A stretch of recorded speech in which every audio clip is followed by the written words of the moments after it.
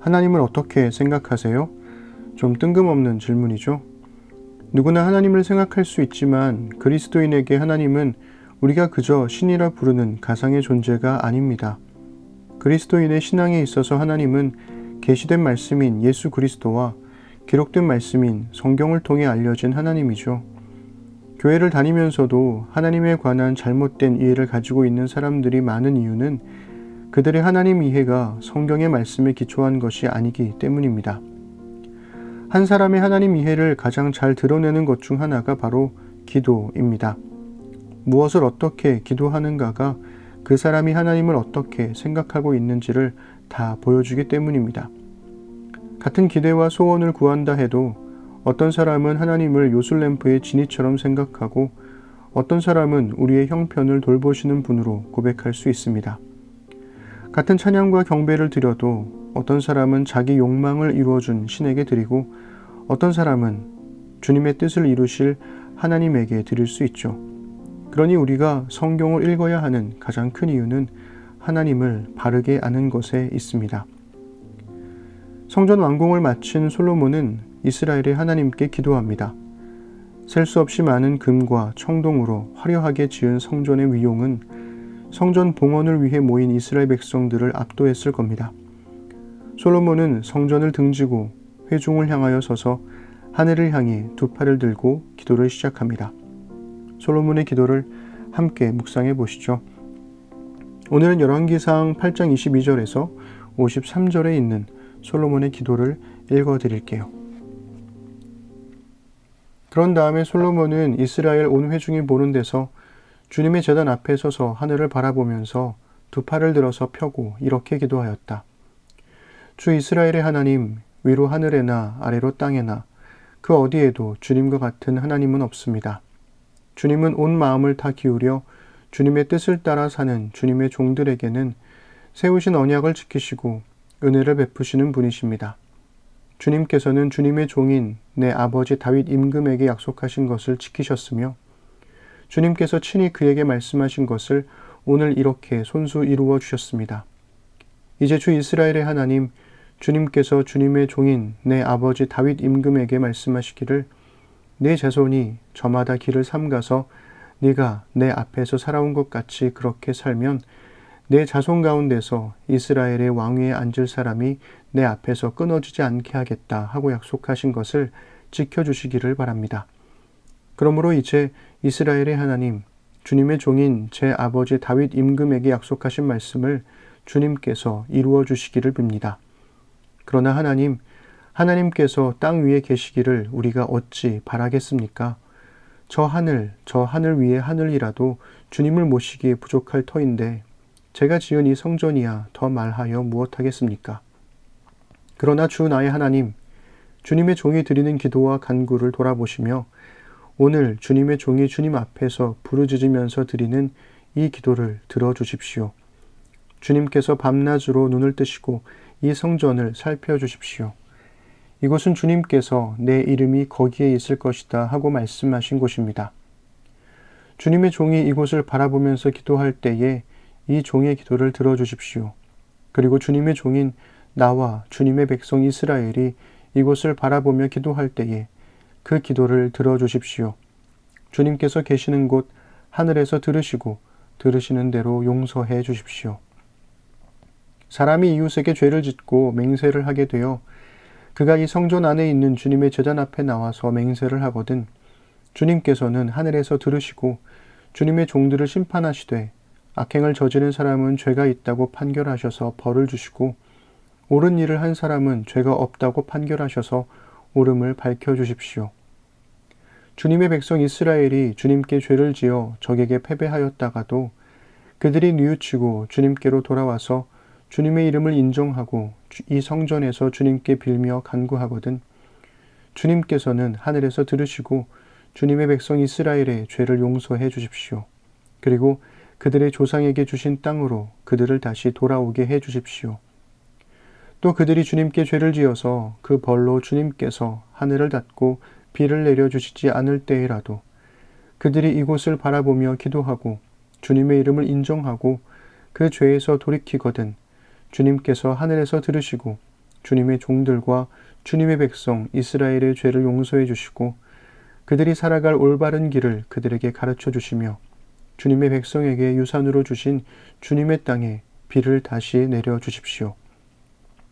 이 땅에서 기근이 들거나 역병이 돌거나 곡식이 시들거나 깐부기가 나거나 메뚜기 떼나 누리 떼가 곡식을 갉아먹거나 적들이 이 땅으로 쳐들어와서 성읍들 가운데 어느 하나를 에워싸거나 온갖 재앙이 내리거나 온갖 전염병이 번질 때에 주님의 백성 이스라엘 가운데 어느 한 사람이나 혹은 주님의 백성 전체가 재앙이 닥쳤다는 것을 마음에 깨닫고 이 성전을 바라보며 두 팔을 펴고 간절히 기도하거든 주님께서는 주님께서 계시는 곳 하늘에서 들으시고 판단하셔서 그들을 용서해 주십시오.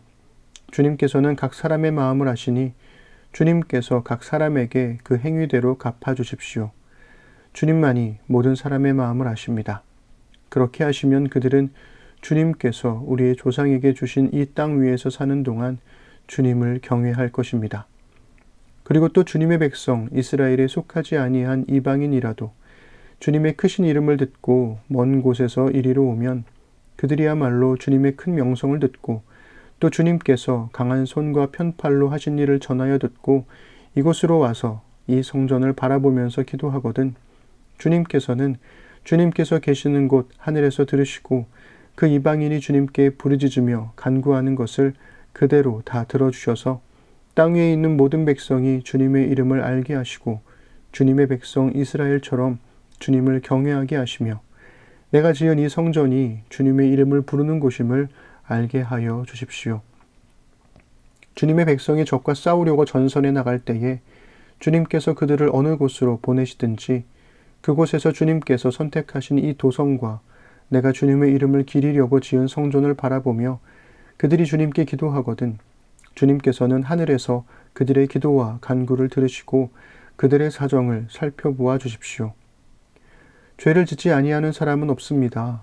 이 백성이 주님께 죄를 지어서 주님께서 진노하셔서 그들을 원수에게 넘겨주시게 될 때에 멀든지 가깝든지 백성이 원수의 땅으로 사로잡혀 가더라도 그들이 사로잡혀 간 그 땅에서라도 마음을 돌이켜 회개하고 그들을 사로잡아 간 사람의 땅에서 주님께 자복하여 이르기를 우리가 죄를 지었고 우리가 악행을 저질렀으며 우리가 반역하였습니다 하고 기도하거든 또 그들이 사로잡혀 간 원수의 땅에서라도 마음을 다하고 정성을 다하여 주님께 회개하고 주님께서 그들의 조상에게 주신 땅과 주님께서 선택하신 이 도성과 내가 주님의 이름을 기리려고 지은 이 성전을 바라보면서 기도하거든 주님께서는 주님께서 계시는 곳인 하늘에서 그들의 기도와 간구를 들으시고 그들의 사정을 살펴보아 주십시오. 주님께 죄를 지은 주님의 백성을 용서하여 주십시오. 주님을 거역하여 저지른 모든 반역죄까지도 용서하여 주십시오. 그들을 사로잡아 간 사람들 앞에서도 불쌍히 여김을 받게 하셔서 사로잡아 간 사람들도 그들을 불쌍히 여기게 하여 주십시오. 그들은 주님께서 쇠 용광로와 같은 이집트로부터 이끌어내신 주님의 백성이며 주님의 소유입니다. 종의 간구와 주님의 백성 이스라엘의 간구를 살펴보시고 부르짖을 때마다 응답해 주십시오. 주 하나님, 주님께서 우리 조상을 이집트로부터 이끌어내실 때에 주님의 종 모세를 시켜서 말씀하신 것과 같이 주님께서는 그들을 주님의 소유가 되도록 세상의 모든 백성과 구별하셨습니다. 아멘. 솔로몬의 간절함이 느껴지시나요? 성전은 예루살렘을 중심으로 한 왕권 강화를 위해 필수적인 일이었습니다.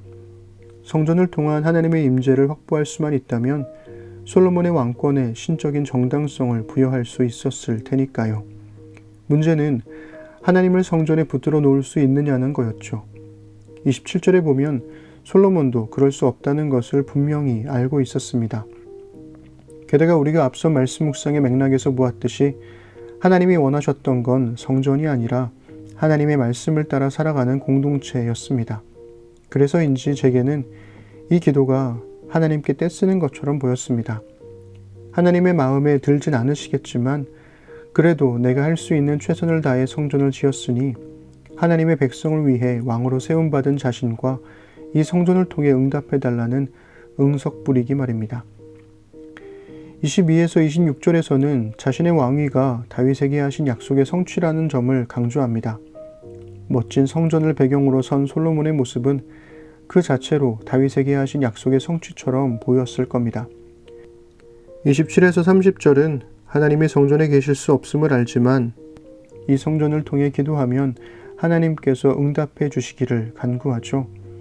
그리고 31절부터 51절은 각각의 위기 상황에 따라 즉 이웃에게 범죄, 죄로 인한 패배, 죄로 인한 가뭄, 죄로 인한 재해, 이방인, 전쟁, 죄로 인한 만국과 포로의 상황에서도 기도하면 하나님께서 응답해 주실 것이라 기도합니다. 마지막으로 52에서 53절은 하나님의 소유인 우리의 기도를 들어달라고 기도를 드리죠. 이 기도에서 두 가지 강조점이 있습니다. 첫째는 각각의 상황에서 죄를 뉘우치고 기도할 때 강조되는 성전의 중요성입니다. 솔로몬은 매번 성전에서 혹은 성전을 향하여 기도하면 이라는 조건을 말하죠. 둘째는 성전에서 혹은 성전을 향하여 기도할 때 하나님은 하늘에서 들으신다는 점을 강조합니다.